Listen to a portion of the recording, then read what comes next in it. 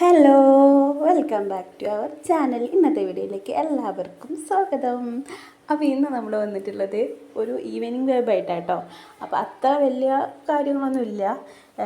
വൈകുന്നേരം അടുക്കള ഭാഗത്തൊരു സൗണ്ട് കേട്ടപ്പോൾ വന്ന് നോക്കിയിരുന്നു. അപ്പോൾ കുരങ്ങന്മാർ വന്നിട്ടുണ്ട് കേട്ടോ. ഇഷ്ടം പോലെ കുരങ്ങന്മാർ വൈകുന്നേരമായി വരും കേട്ടോ. അപ്പോൾ ഒരു കുരങ്ങന് പഴയൊരു പാത്രമൊക്കെ കൊണ്ട് പ്ലാവിൻ്റെ മേലേക്ക് കയറിയിട്ടുണ്ട്. ഇതാ കുട്ടീനെയും കൊണ്ടൊക്കെ ഓരോന്ന് കയറിക്കണം കേട്ടോ. പിന്നെ വൈകുന്നേരമായ ഫുൾ കുരങ്ങന്മാരൊക്കെ കേട്ടോ. അടിപൊളി വൈബാട്ടോ.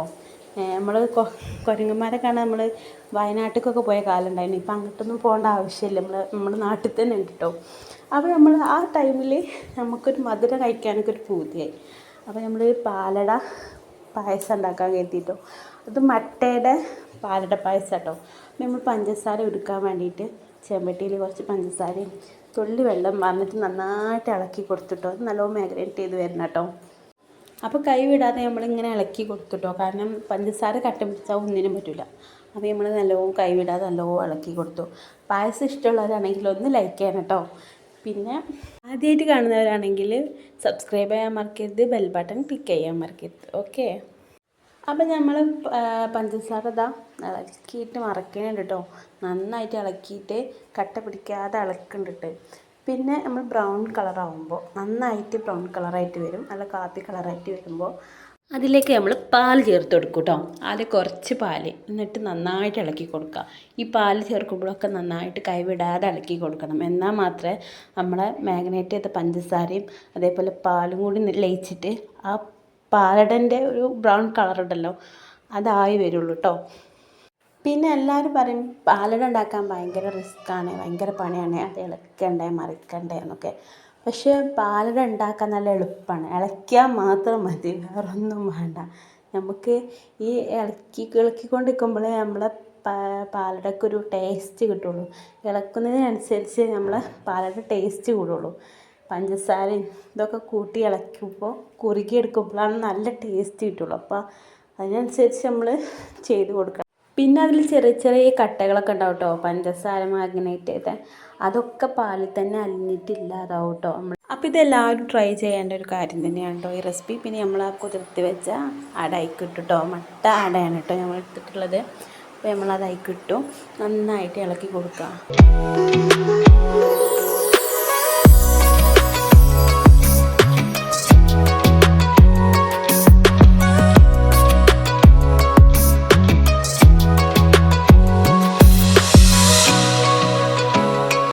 അപ്പോൾ അത് ഇളക്കി അങ്ങനെ ലാസ്റ്റ് ഞങ്ങളൊരു 3-4 സ്പൂണ് 6 kg നെയ്യാട്ടോ ചേർത്ത് കൊടുത്തത്. 3-4 സ്പൂണ് നെയ്യ് കൂടിയാലും കുഴപ്പമൊന്നുമില്ല, നല്ല ടേസ്റ്റ് ഉണ്ടാവും കേട്ടോ.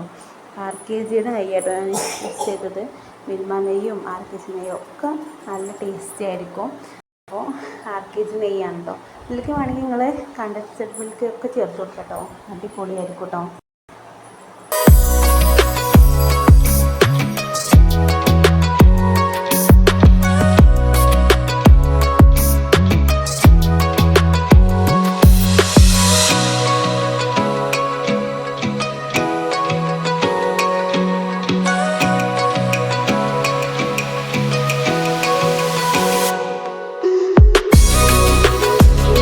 ഇനി നമ്മൾ കാര്യമായിട്ട് വേണ്ടത് മധുരം ബാലൻസ് ചെയ്യാനുള്ളതാണ്. അതിന് ഞാൻ കുറച്ച് ഉപ്പിട്ട് കൊടുത്തിട്ടുണ്ട് കേട്ടോ. മധുരം ബാലൻസ് ആയിട്ട് നിൽക്കാൻ വേണ്ടിയിട്ട്, ചടക്കാതിരിക്കാൻ വേണ്ടിയിട്ട് കേട്ടോ. അപ്പോൾ നന്നായിട്ട് ഇളക്കി കൊടുക്കുക.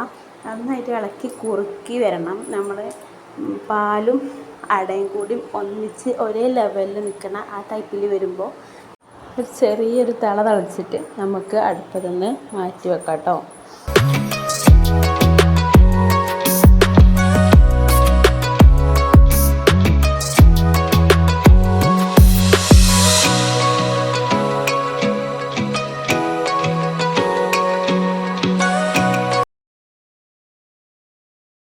എന്നിട്ട് അത് ഗ്ലാസ്സിലേക്കൊക്കെ ആക്കിയിട്ട് നന്നായിട്ട് ഒന്ന് കുടിക്കാം കേട്ടോ.